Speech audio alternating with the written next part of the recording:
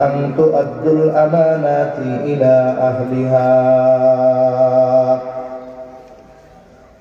আল্লাহ রাব্বুল আলামিন বলেন, নিশ্চয়ই আল্লাহ তোমাদেরকে আদেশ দিচ্ছেন, নির্দেশ দিচ্ছেন। কি আদেশ, কি নির্দেশ? আল্লাহ তাআলা বলেন, আন তুআদ্দুল আমানাতি ইলা আহলিহা।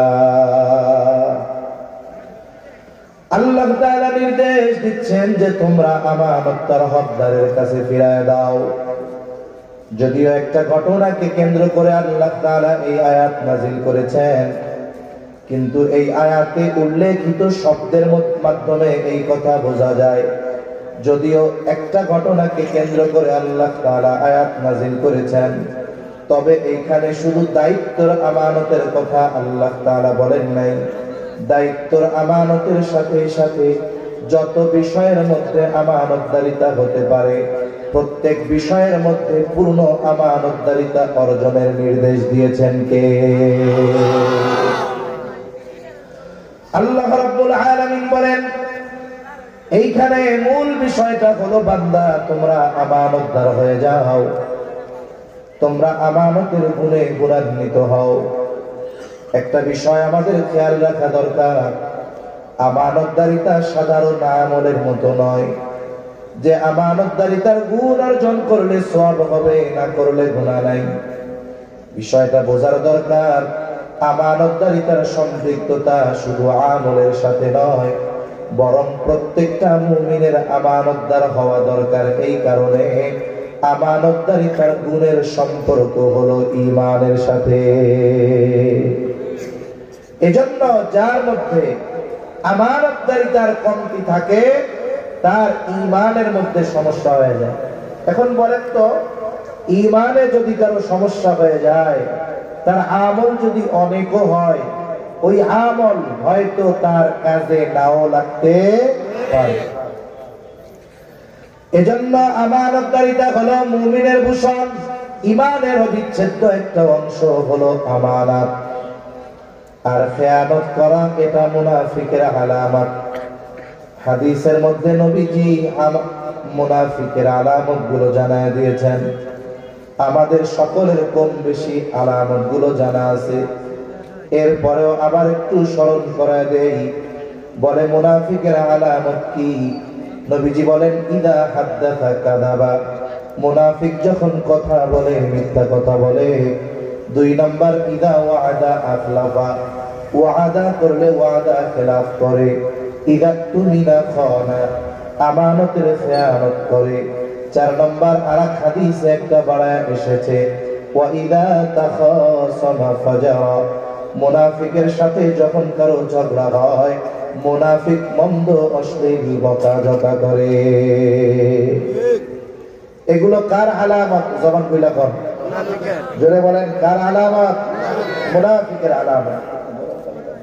পাতলা বালিশ আনতে বললে ভালো হয়। মিথ্যা কথা বলা, ওয়াদা খেলাফ করা, আমানতের খেয়ানত করা, ঝগড়া লাগলে গালাগালি দেওয়া, কার আলামত? জোরে কোন? কিন্তু আফসোসের বিষয়, এই 4টাই একসাথে অনেক নামাজির মধ্যেও পাওয়া যায়। আছে না নাই? হাজির মধ্যেও পাওয়া যায়, নামাজির মধ্যেও পাওয়া যায়।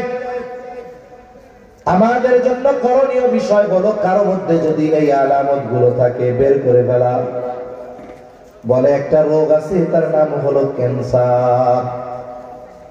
ক্যান্সার এমন এক জীবাণু, বলে এটা যদি মানব দেহে বিস্তার ঘটায় ফেলতে পারে, ওই ব্যক্তির মৃত্যুর কারণ হয়ে যেতে পারে। এই ক্যান্সারের জীবাণুর চাইতে বেশি মারাত্মক হলো মুনাফিকের আলামত। বলে ক্যান্সার মানুষের জীবন ধ্বংস করে, ঈমান ধ্বংস করতে পারে না। কিন্তু মুনাফিকের আলামত, কারো মধ্যে যদি পূর্ণ বিস্তার লাভ করে ফেলে, তার জীবন ধ্বংস না করলেও তার ঈমান ধ্বংস করে ফেলে। এজন্য এই মুনাফিকের আলামত আমাদের মধ্যে যদি কারো থাকে, আমরা এইটাকে কি করব? বাইর করে ফেলবো, ডিলিট করে দিব, ফরম্যাট করে দিব। মুনাফিকের আলামত গুলোর মধ্যে একটা আলামত হলো ইদা তুমিনা খানা, আমানতের খেয়ানত করা। আর মুমিনের ভূষণ আমানতের হেফাজত করা। আমার আপনার নবীজি আমানতদার নবী ছিলেন। কেমন আমানতদার নবী? বলে এই আমানতদারিতার গুণ নবুয়তির পরে নবীজি অর্জন করেছেন, বিষয়টা এমন নয়, বরং নবীজি নবুয়তির বহু আগে আমানতদারিতার গুণ নবীজি অর্জন করেছেন। এই জন্য নবুয়তির বহু আগে কাফেররাই আমার আপনার নবীজির উপাধি দিয়েছে আল আমিন, বিশ্বস্ত আমানতদার। আমরা সেই আমানতদার নবীর উম্মত। আমাদের আমানতের অবস্থা কি? আসেন আমরা জানি কোন কোন বিষয়ের মধ্যে আমানতদারিতা হয়। এক নাম্বার, আমাদেরকে আমানতদারিতার অর্জন করতে হবে এক নাম্বারে লেনদেনের মধ্যে, আদান প্রদানের মধ্যে। টাকা পয়সা, জমি জাতি, ধন দৌলত, এই ধরনের যত লেনদেন সংক্রান্ত বিষয় আছে, এইগুলার মধ্যে আমাদেরকে আমানতদারিতার গুণ অর্জন করতে হবে। কিন্তু দেখা যায় অনেক ভালো মানুষ আছে, মুত্তাকি মানুষ বলে তারে আমরা চিনি, নামাজি মানুষ, হাজি মানুষ, দেখা যায় যুগের পর যুগ, বছরের পর বছর অন্যের সম্পদ ভক্ষণ করে, বন্ধের সম্পদ ভক্ষণ করে, বন্ধেরকে তারা হক দেয় না, অন্যান্য অনেক মানুষের সম্পদ মেরে খায়, এমন লোক আছে না? এজন্য কেউ যদি কোনো কিছু আমার কাছে পায়, যিনি পায় তার যদি মনে নাও থাকে, আল্লাহর আদেশ যে সে ভুলে গেছে, যাক, তোমার মনে আছে, তুমি নিজ দায়িত্বে তার হক তার কাছে ফিরাই দিবা। লেনদেন সংক্রান্ত বিষয়ের ব্যাপারটা আমাদের কম বেশি জানা আছে, এই জন্য এই বিষয়টা নিয়ে আমি আর লম্বা কথা বলবো না। তাহলে এক নাম্বার, আমাদেরকে আমানতদারিতার গুণ অর্জন করতে হবে লেনদেনের মধ্যে। কিসের মধ্যে? জোরে কর।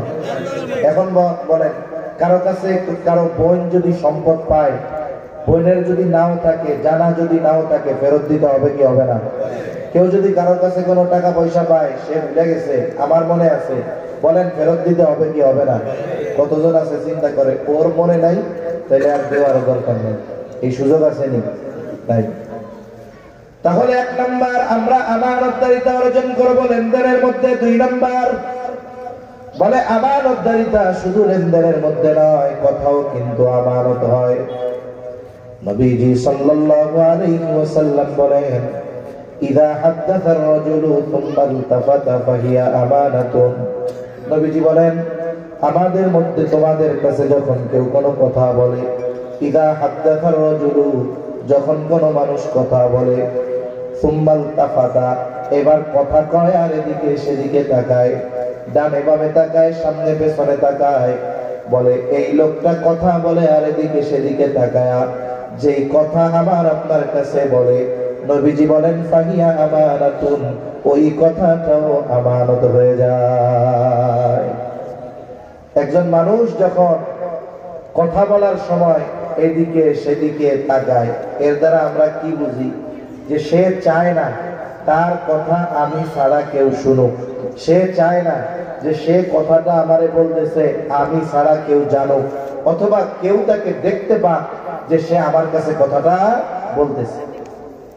তার কিছুই বলা লাগবে না, শুধু তার এই ডানে বামে তাকানোর দ্বারাই এই কথাটা আমার আপনার কাছে কি হয়ে যাবে? জোরে বলেন, জোরে বলেন, কি হবে? আমানত। এখন আমানত যেই কথা, ওই কথা কি আরেকজনের কাছে বলা যাবে?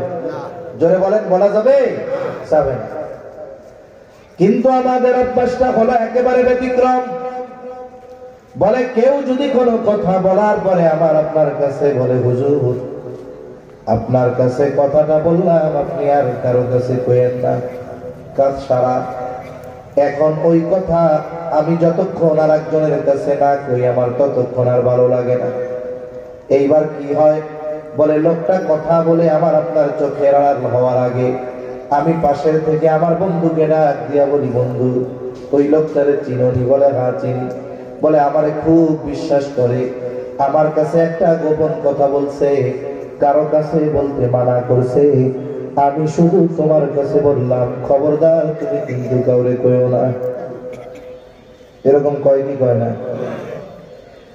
এইবার ওই বন্ধু আর একজন গিয়ে বলে, ইমাম সাহেব আমার বন্ধু মানুষ, খুব ভালো, মিথ্যা কথা কয় কখনো? কয় না না, হুজুরের মতো লোক হয়, মুত্তাকি পরহেজগার বুজুর্গ। বলে অমুকের ব্যাপারে হুজুর আমাকে একটা কথা বলছে, কারো কাছে বলতে মানা করেছে, আমি শুধু তোমারে বললাম, তুমি কিন্তু কাউরে কইও না। এইরকম একজন আর একজনের কাছে বলে আর বলে, আমি শুধু তোমারে বললাম, তুমি কাউরে বইল না। দেখা যায় ফজরের পরে যেই কথা বলছিল কারো কাছে বলা মানা ছিল, জোহর হইতে হইতে ওই কথা 100 জনের কাছে পৌঁছায়া যায়। যে যারে বলে শুধু কি বলে, আমি তোরে কইলাম, তুই কিন্তু তোরে কইস না। এরকম কইতে কইতে কথা পৌঁছাইছে কয়শো জনের কাছে? এখন কম তো, 1 জনের কাছেও বলা মানা ছিল, কথা পৌঁছাইলো 100 জনের কাছে। তাইলে আমি তো কইছিলাম 1 জনের কাছে, কিন্তু কথা পৌঁছাইলো 100 জনের কাছে। বলেন তো, যে প্রথম খেয়ানত করছে তার আমলনামায় কয় খেয়ানতের গুনাহ হবে? 99। 100 খেয়ানতের গুনাহ হবে। কেন বলে হাদিসের মধ্যে আসছে, নবীজি বলেন যখন কারো দ্বারা কোনো ভালো কাজের সূচনা হয়, ওই ভালো কাজ যতজন করে প্রত্যেক ভালো কাজ করলে ওয়ালার সমপরিমাণ সওয়াব প্রথম যে শুরু করে তার আমলনামায় যোগ হয়ে যায়। আবার যখন কেউ কোনো মন্দ কাজের সূচনা করে, ওই মন্দ কাজ যতদিন চলে যতজন করে, ওই মন্দ কাজ যতজন করবে প্রত্যেকের সমপরিমাণ গুনাহ ওই মন্দ কাজ যার দ্বারা সূচনা হলো তার আমলনামায় যোগ হয়ে যায়। নবীজি বলেন এই পৃথিবীতে সর্বপ্রথম অন্যায়ভাবে হত্যাকাণ্ড সংঘটিত হয়েছে আদম আলাইহিস সালামের এক সন্তানের দ্বারা। কিয়ামত পর্যন্ত এই পৃথিবীতে যত অন্যায় হত্যাকাণ্ড সংঘটিত হবে, নবীজি বলেন ওই সকল হত্যাকাণ্ডের সমপরিমাণ গুনাহ আদম আলাইহিস সালামের ওই হত্যাকারী সন্তানের আমলনামায় যোগ হয়ে যাবে। এই জন্য কথাও আমানত হয়, কথার আমানত হেফাজত করার দরকার আছে না নাই? আবার বুঝতে হইব কোন কথা আমানত বলা যাবে না, আর কোন কথা বলার দরকার। এখন দেশে যে আকারে চুরি ছিনতাই বাড়ছে, এই ওয়াজ শুনে চোর যদি মনে করে যাক সুযোগ একটা পাইছি, এখন রাতের বেলা ওয়াজ শুনে যাইতেছে, এক মুরব্বীর চোর এসে কইতেছে, চাচা ডানে বামে তাকায়া একটা গোপন কথা শুধু আপনার কাছেই কইতেছি, আপনি কিন্তু কাউরে কবেন না। কি কথা? বলে চাচা আজকে আপনার পাশের বাড়ি আমি রাত্রে বেলা চুরি করব। চোর ডানে বামে তাকাইয়া এই কথা কইল। এখন যদি ওই চাচা চিন্তা করে হুজুর কি ওয়াজ শুনাইলো, কি মুসিবতে পড়লাম, এখন এই ডাইনে বামে তাকাইয়া কথা কইলে সেটা বলে আমানত। এখন যদি বাড়িওয়ালার কাছে কইয়া দেয় তাইলে আমি হইলাম খেয়ানতকারী, আবার যদি না কই তাইলে বেটার বাড়ি হইব চুরি। বিপদ আছে না নাই? এখন কম তো, এই ধরনের কথা যদি কেউ বলে এই কথা কি গোপন রাখা যাবে নাকি? উপরন্তু এই কথা বইলা দেওয়াটাই দায়িত্ব। এখন যদি এমন কোনো কথা কেউ বলে যেই কথার দ্বারা মানুষের ক্ষতি হবে, ইসলামের ক্ষতি হবে, দ্বীনের ক্ষতি হবে, এইরকম কথা যদি কেউ আমার আপনার কাছে পায় দইরা কইয়া যদি কয় যে কারো কাছে কইয়েন না, কম তো এরকম কথা গোপন রাখা যাবে নাকি? এরকম কথা গোপন রাখা যাবে না। অনেক সময় অনেক মানুষ আমার আপনার কাছে এসে তার ব্যক্তিগত অনেক কথা বলে, যে কথাগুলোর দ্বারা যদি মানুষ জেনে যায় তার সম্মান নষ্ট হয়ে যাবে। মনে করেন কথার কথা, ইমাম সাহেব, তাকে সব মুসল্লি ভালোবাসে। একটা মানুষ পারিবারিকভাবে খুব কষ্টে আছে, বলে কষ্টে কি? বলে তার বউ তারে মাঝে মধ্যে পিটায়। কথার কথা। এখন এত দুঃখ বেদনার কথা সবার কাছে কি বলা যায়? এখন ইমাম সাহেবের কাছে এসে খুব আবেগ নিয়ে পেতেছে, হুজুর কত কষ্টে আছি জানেন, সমাজের মানুষ এত সম্মান করে, ইজ্জত দেয়, এ তো আপনারা বাহিরের বিষয়টা দেখেন, ভেতরের দুঃখ তো হুজুর কেউ জানে না। আপনি আমার ইমাম সাহেব, আমার জীবনের সবচাইতে বড় আমলটা আমি আপনার উপরে ভার দিয়ে দেই, আপনার কাছে সব কথা কইতে অসুবিধা কি? হুজুর আমার বউ আমার পিটাই, হুজুর এ দুঃখ কার কাছে কমু? রাস্তার মানুষ আমারে দেখলে ডরায়, আর আমার ঘরে আমার বউ আমার পিটায়। এখন কম তো, এই কথা যদি সমাজের মানুষ জানে ওই বেটার ইজ্জত থাকবো? জোরে কোন সম্মান থাকবো? এরকম অনেক গোপন কথা আছে, মানুষ মানুষের কাছে এসে বলে। এখন সম্পর্ক যখন ভালো ততদিন কথা গোপন রাখে, যখন একটু দুইজনের মধ্যে সম্পর্ক খারাপ এইবার কয় জানি কিন্তু বেশি কথা কইলে কইয়া দিব, আছে না নাই? এখন বলেন তো, শুধু কি বন্ধুর আমানতের হেফাজত করতে হবে না শত্রুরটাও করতে হবে? শত্রুরটাও করতে হবে। আমার আপনার নবী মক্কা থেকে মদিনায় হিজরত করেছেন। প্রথম কথা হলো বাহ্যিক কারণ কিছু আছে, মূল কারণ আল্লাহ তাআলার নির্দেশ। বাহ্যিক কারণ বলে কাফেরদের মাত্রাতিরিক্ত অত্যাচার, জুলুম। নবীজিকে আল্লাহ তাআলা হিজরতের জন্য প্রস্তুতি নিতে বলছেন, কিন্তু সময় জানান নাই। আবার মক্কার মানুষেরা তাদের দামি দামি বস্তু আমার আপনার নবীর কাছে হেফাজতের জন্য রাখতো, আমানত রাখতো। কাফেররা জানতো যদিও মুহাম্মদকে আমরা কষ্ট দেই, কিন্তু মুহাম্মদ আমাদের আমানতের বস্তুর হেফাজত করবে, খেয়ানত করবে না। নবীর উপরে জুলুম অত্যাচার করার পরেও নবীর কাছে তারা সম্পদ হেফাজতের জন্য রাখতো। কাফেররাও চিন্তা করলো, খোঁজ পেয়ে গেছে অচিরেই মক্কা ছেড়ে মুহাম্মদ হয়তো হিজরত করবে, শত্রু হাতছাড়া হয়ে যাবে। কাফেররা সিদ্ধান্ত নিল মুহাম্মদকে আর ছেড়ে দেওয়া হবে না। প্রত্যেক গোত্র থেকে এক একজন যুবক নির্বাচিত করা হলো। এইবার এই যুবকেরা সম্মিলিতভাবে নবীজির উপরে আক্রমণ করবে, হত্যা করে ফেলবে। আজ রাতেই নবীজির উপরে আক্রমণ হবে। আর আমার আপনার নবীকে আল্লাহ তাআলা জানায় দিলেন, পয়গম্বর আজকে রাতেই আপনার মদিনার সফর শুরু হয়ে যাবে। নবীজি তো কাউরে জানান নাই, শুধু আবু বকর সিদ্দিক রাদিয়াল্লাহু তাআলা আনহু বলছেন যে রেডি থাইকো, অচিরেই হয়তো সফর শুরু হইতে পারে। নবীজির কাছে কাফেরদের যেই আমানত ছিল আস্তে আস্তে নবীজি ফেরত দিয়ে দিচ্ছিলেন সবাই। সব যদি একসাথে দিয়ে দিতে যান ওরাও চিন্তা করবে সবাইটা ফেরত দিয়ে দেয়, কা এলাকা মনে হয় ছেড়ে চলে যাইব, এজন্য আস্তে আস্তে দিচ্ছিলেন। ওই যে আল্লাহর নির্দেশ যখন আসছে তখনও নবীর কাছে কাফেরদের কিছু বস্তু আমানত ছিল। কাফেররা রাতের বেলা আমার আপনার নবীর ঘর চারদিক দিয়ে ঘিরে ফেলছে হত্যা করার জন্য।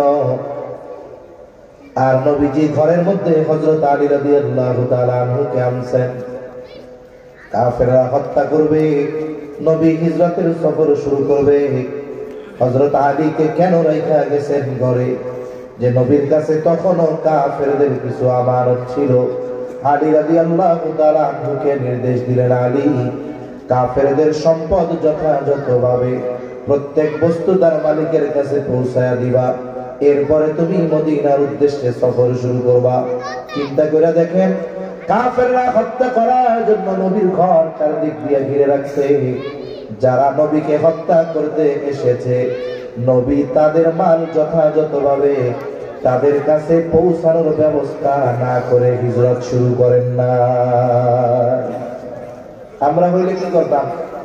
চিন্তা করতাম যাদের কারণে দেশ ছাড়া লাগতেছে, যারা আমারে মাইরা ফেলতে চায় ওদের সম্পদ ফেরত দেওয়া কি দরকার? নিজে মুফতি সাহেব হইয়া ফতোয়া দিয়া, নিজে মন গড়া ফতোয়া দিয়া ওই সম্পদের মালিক নিজের বানাইয়া বলতাম এগুলো নিয়ে যাওয়া যায় যাচ্ছে, ঠিক কিনা কম? অথচ শত্রুর আমানতের বস্তু তার কাছে ফিরিয়ে দেওয়ার ব্যবস্থা না করা পর্যন্ত আমার আপনার নবী হিজরত শুরু করেন নাই। সুবহানাল্লাহ। আমরা সেই নবীর উম্মত, মনে রাখতে হবে শত্রুর আমানতের হেফাজত আমরা করব, শত্রুর সাথেও কোনো খেয়ানত করব না। তাহলে এক নাম্বার লেনদেনের মধ্যে আমানতদারিতা অর্জন করতে হবে। 2 নাম্বার কথাও আমানত হয়। 3 নাম্বার দায়িত্ব আমানত। আল্লাহ তাআলা এই আয়াতে মূলত দায়িত্বের কথা বলেছেন।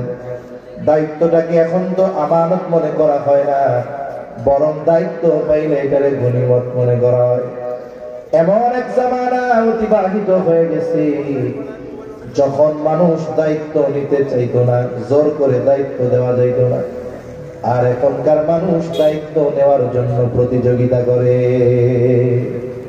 দায়িত্ব নেওয়ার প্রতিযোগিতা আছে না নাই? আরে চেয়ারম্যান ইলেকশন হবে এক ইউনিয়নে, ক্যান্ডিডেট 30 জন, সবাই চেয়ারম্যান পদপ্রার্থী। এখন মনে করেন নির্দিষ্ট একজনের মার্কার উপরে নির্বাচন হবে, এক এলাকায় এক চেয়ারম্যান ওই মার্কা পাওয়ার জন্য খরচ করছে 3 কোটি টাকার উপরে। মার্কা পাওয়ার জন্য উপরের নেতাদের বকশিস ঘুষ দিছে কয় কোটি টাকা। এবার পোস্টার ছাপাইছে নির্বাচনের আগে যে এত নং ইউনিয়ন পরিষদের আসন্ন ইউনিয়ন পরিষদ নির্বাচনে চেয়ারম্যান পদপ্রার্থী অমুক ভাইকে তমুক মার্কায় ভোট দিয়ে অত্র ইউনিয়নবাসীর সেবা করার সুযোগ দান করুন, এরকম লেখে কি লেখে না?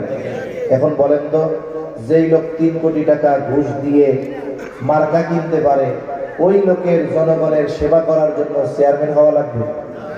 তো টাকাই আছে, টাকা পয়সা তোরা ছেড়ে দিয়ে সেবা কর।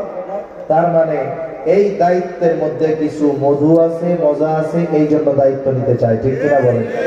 এই করোনাকালীন সময় ইংল্যান্ডের প্রধানমন্ত্রী, কোন দেশের প্রধানমন্ত্রী যদি বলেন? ইংল্যান্ডের প্রধানমন্ত্রী, ওর নাম কি, ক্যামেরন জানি, ও বলতেছে যে আমি প্রধানমন্ত্রীর পদ ছেড়ে দিব। কেন?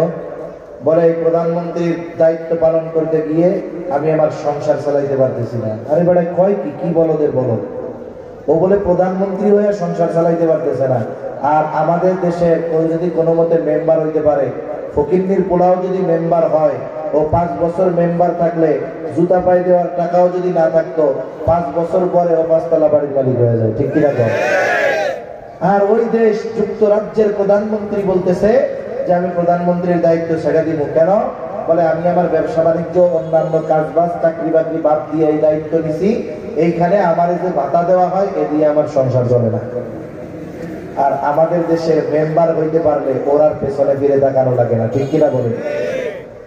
অবস্থাটা কি চিন্তা করেন? এই দেশে দায়িত্ব নিতে পারলেই তো কাম সারা, আর যদি চেয়ারম্যান হইতে পারে তাইলে ওর কি কামাই, চিন্তা করে দেখছেন?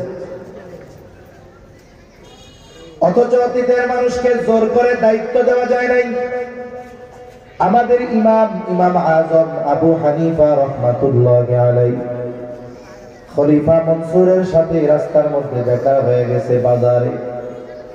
খলিফা মনসুর ইমাম আবু হানিফাকে বলে, ইমাম, প্রধান বিচারকের দায়িত্বের চেয়ার খালি, আপনি প্রধান কাজী প্রধান বিচারকের দায়িত্ব নেন। কত বড় অফার, কত বড় প্রস্তাব! ইমাম আবু হানিফা সাথে সাথে খলিফারে বলে, এই দায়িত্ব আমি নিতে পারবো না। খলিফার মেজাজ গরম হয়ে গেল, এত বড় দায়িত্বের প্রস্তাব দিলাম, মুখের উপরে প্রস্তাব ফিরাইয়া দিল।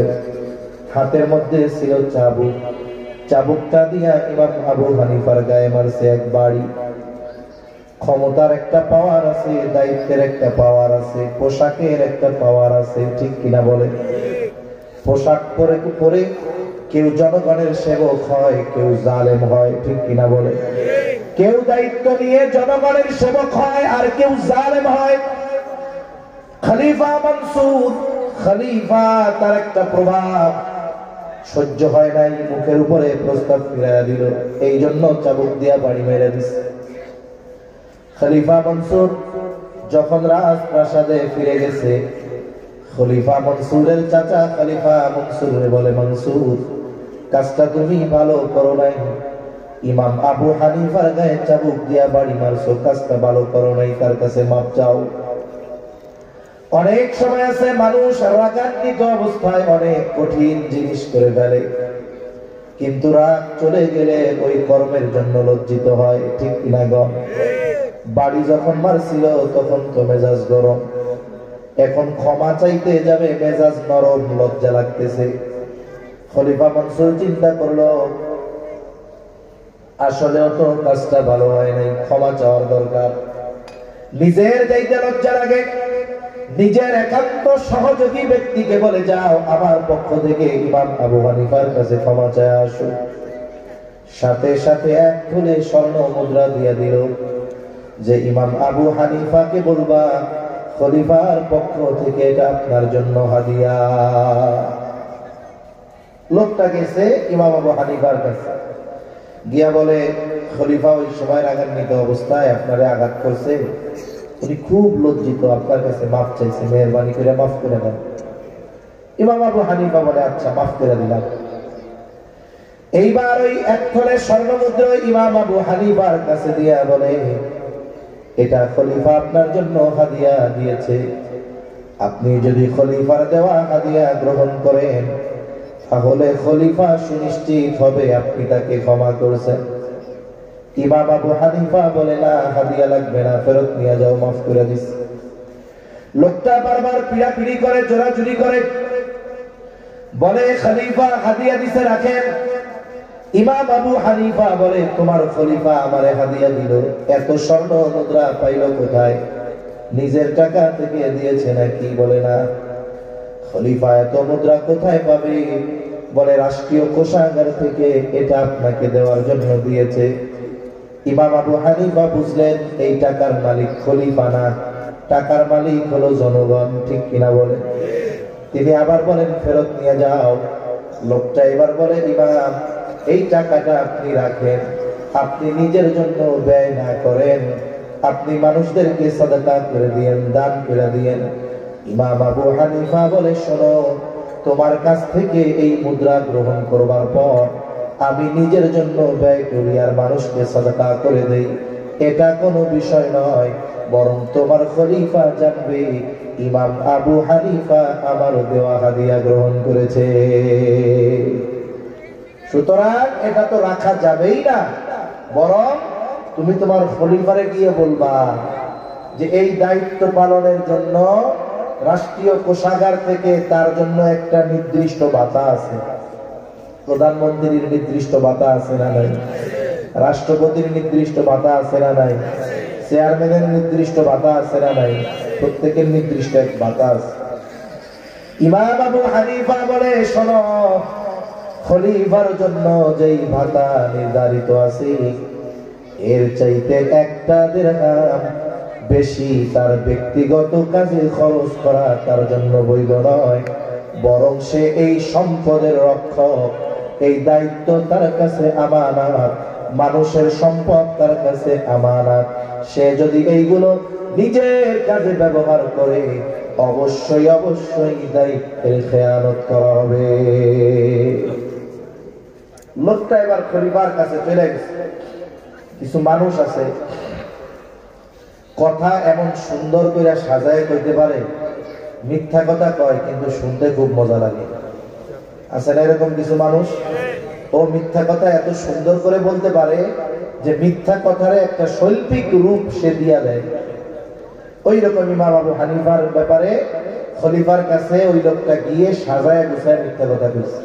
কইছে আপনারে খেয়ানতকারী কইছে, মানে যা যা বলার দরকার খলিফারে রাগানোর জন্য সব কইছে। এবার খলিফা প্রচন্ড রাগান্বিত হয়ে গেলেন, বাহিনী পাঠায় দিছে, যাও আমার ব্যাপারে এমন মন্তব্য করার দুঃসাহস, আটক করে জেলখানার মধ্যে বড়। ইমাম আবু হানিফাকে জেলখানার মধ্যে আটকিয়ে দেওয়া হলো।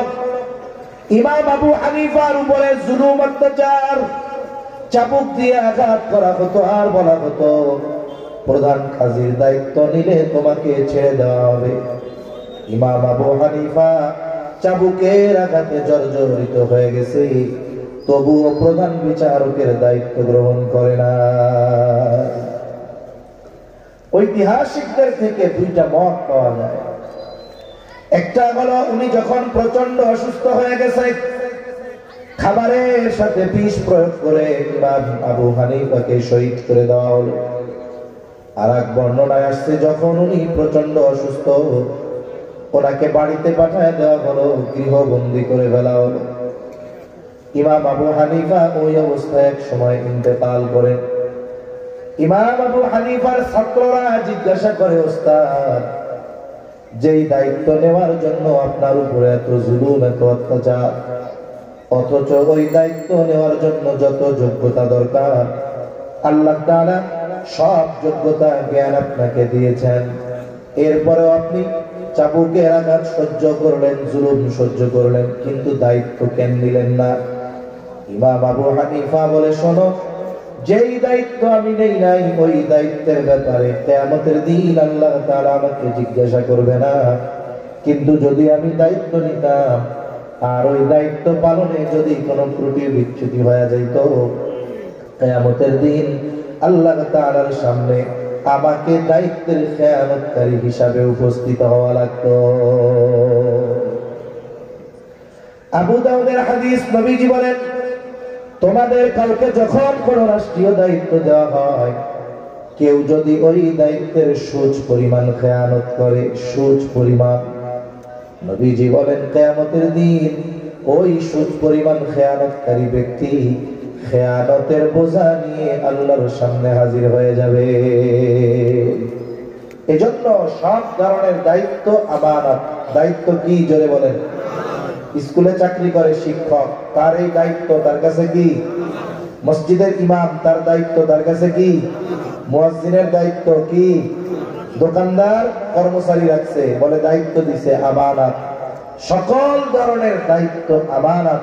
কেউ যদি ওই দায়িত্ব যথাযথভাবে পালন না করে উল্টা পাল্টা করে দায়িত্বের বিপরীতে তার যেই পারিশ্রমিক পরিপূর্ণরূপে গ্রহণ করে, বলে সে দায়িত্বের খেয়ানতকারী। ঠিক কিনা বলেন?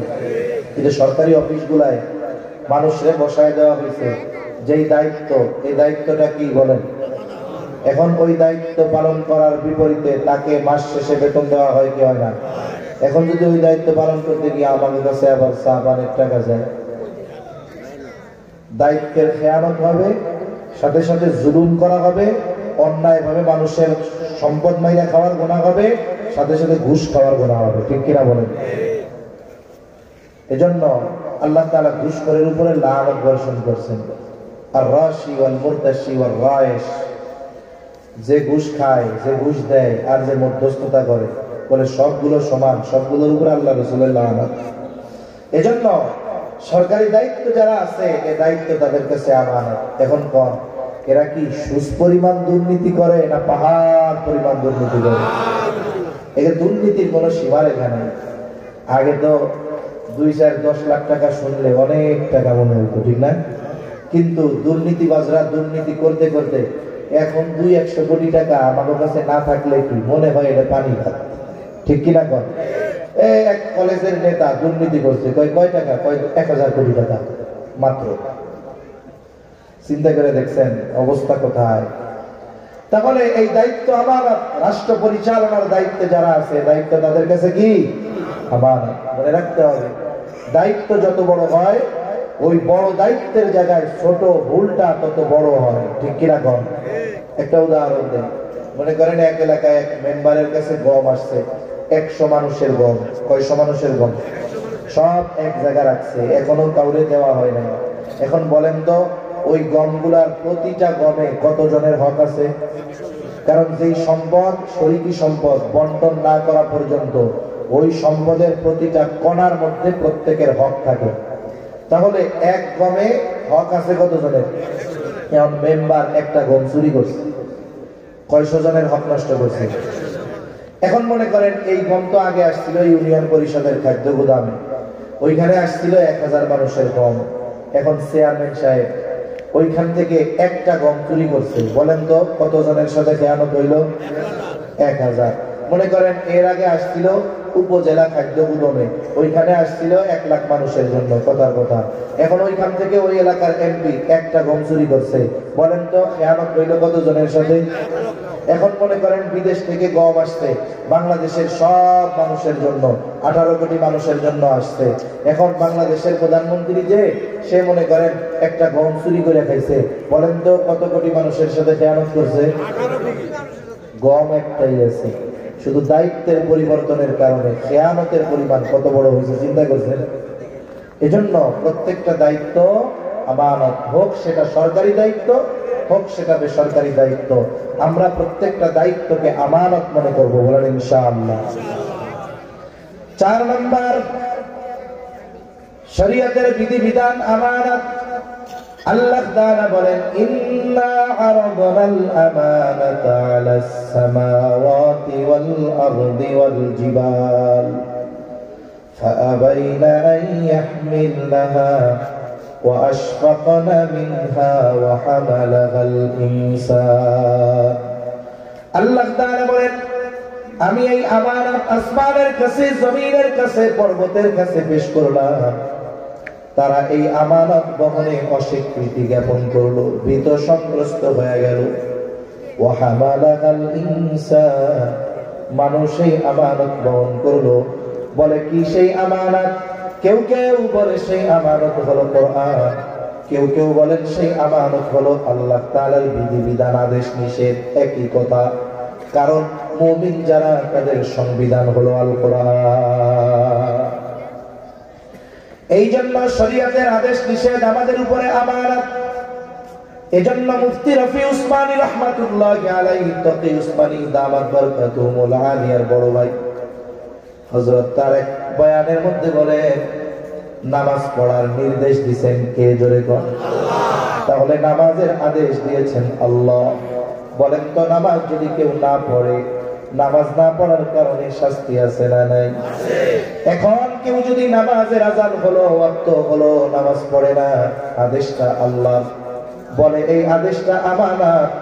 নামাজ না পড়ার মাধ্যমে প্রথমে সে আল্লাহর আদেশের আমানতের খেয়ানত করে। 2 নাম্বার, নামাজ না পড়ার কারণে যেই পাপ তার আমলনামায় যোগ হওয়ার কথা, ওই পাপও তার আমলনামায় যোগ হয়ে যায়। তাহলে আল্লাহর আদেশ অমান্য করলে প্রথমে খেয়ানতকারী হয়, এরপরে ওই পাপের শাস্তি তার জন্য বরাদ্দ থেকে যায়। নিষেধের বিষয়গুলো হারাম খেও না, সুদ খেও না, ঘুষ খেও না। কেউ যদি আল্লাহর এই নিষেধ অমান্য করে, প্রথমে খেয়ানত হয়, এরপরে যেই পাপ করে সেই পাপের যেই শাস্তি সেটাও তার জন্য বরাদ্দ থাকে। 5 নাম্বার বলে সন্তান সন্ততি আমানত।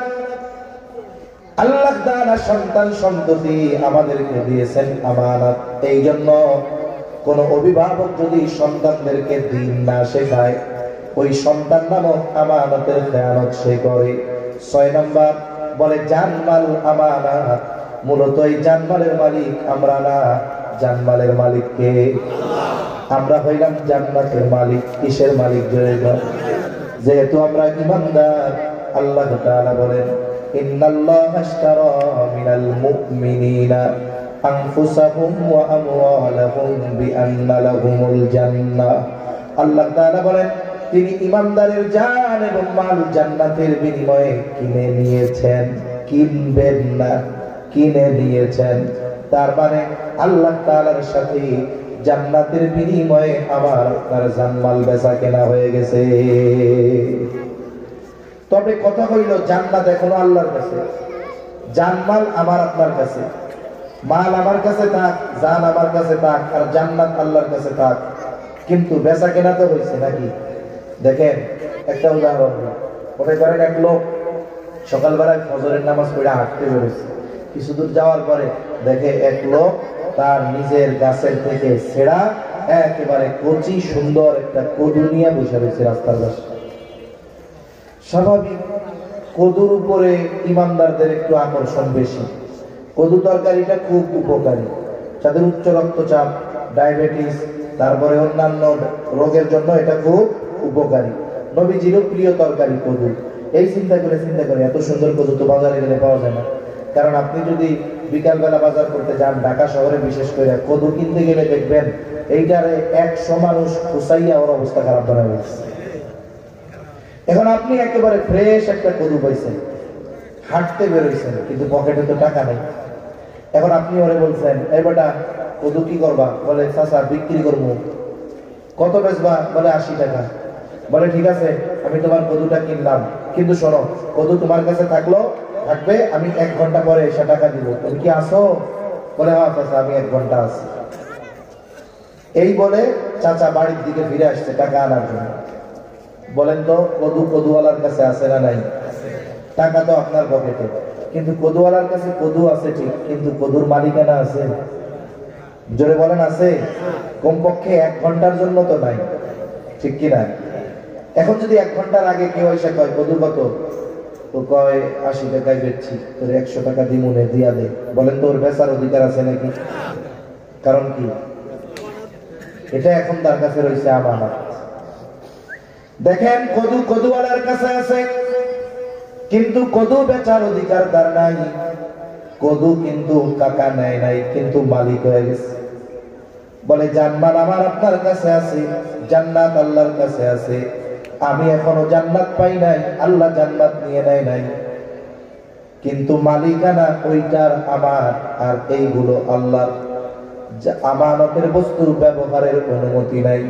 কেউ যদি আমার আপনার কাছে এসে 500 টাকার একটা ছেঁড়া নোট দিয়ে বলে এই টাকাটা আপনার কাছে আমানত, আপনি যদি চিন্তা করেন বাজারের মধ্যে টাকাটা হাতে আসলো, তাজা মাছ উঠছে, এই 500 টাকা দিয়ে মাছটা কিনে নিয়ে যাই, পরে যখন টাকা চাবে নতুন আর একটা টাকা তারে ফেরত দিয়ে দিব, বলে না, হবে না, বরং যেই বস্তুটা আমানত রেখেছে সেটা হোক আর ফাটা হোক ওইটাকেই সংরক্ষণ করতে হবে। এটা হলো আমানতের ক্ষেত্রে মাসালাগুলোর একটা মাসালা, আরো মাসালা আছে। কিন্তু জান্নাত কি আল্লাহ তাআলা ব্যবহার করতেছে নাকি? রাইখা দিছে ঠিক মতো, কিন্তু জানমাল তো আল্লাহ, এটা আমরা ব্যবহার করি কি করি না? আমানতের বস্তু ব্যবহারের অনুমতি ছিল না, কিন্তু আল্লাহ দয়া করে বলে বান্দা জানমাল যদিও আমার, কিন্তু আমি তোমাদের ব্যবহার করার অনুমতি দিলাম। বলে